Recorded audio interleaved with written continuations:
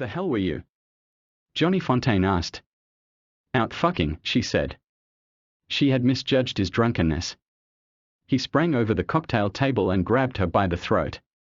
But close up to that magical face, the lovely violet eyes, he lost his anger and became helpless again. She made the mistake of smiling mockingly, saw his fist draw back. She screamed, Johnny, not in the face, I'm making a picture. She was laughing. He punched her in the stomach and she fell to the floor. He fell on top of her. He could smell her fragrant breath as she gasped for air.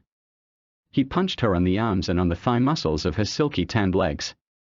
He beat her as he had beaten snotty smaller kids long ago when he had been a tough teenager in New York's Hell's Kitchen. A painful punishment that would leave no lasting disfigurement of loosened teeth or broken nose. But he was not hitting her hard enough. He couldn't. And she was giggling at him. Spread-eagled on the floor, her brocaded gown hitched up above her thighs, she taunted him between giggles. Come on, stick it in. Stick it in, Johnny, that's what you really want. Johnny Fontaine got up. He hated the woman on the floor, but her beauty was a magic shield. Margot rolled away, and in a dancer spring was on her feet facing him. She went into a childish mocking dance and chanted, Johnny never hurt me, Johnny never hurt me. Then almost sadly with grave beauty she said, you poor silly bastard, giving me cramps like a kid.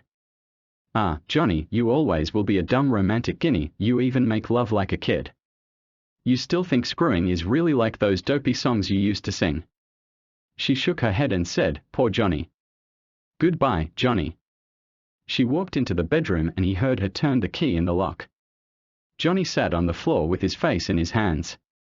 The sick, humiliating despair overwhelmed him. And then the gutter toughness that had helped him survive the jungle of Hollywood made him pick up the phone and call for a car to take him to the airport. There was one person who could save him. He would go back to New York. He would go back to the one man with the power, the wisdom he needed and a love he still trusted. His godfather Corleone. Nếu các bạn thấy nội dung video này hữu ích, xin hãy cho chúng tôi một like, cũng như bấm subscribe để ủng hộ cho kênh, để video này được chia sẻ đến nhiều người hơn nữa.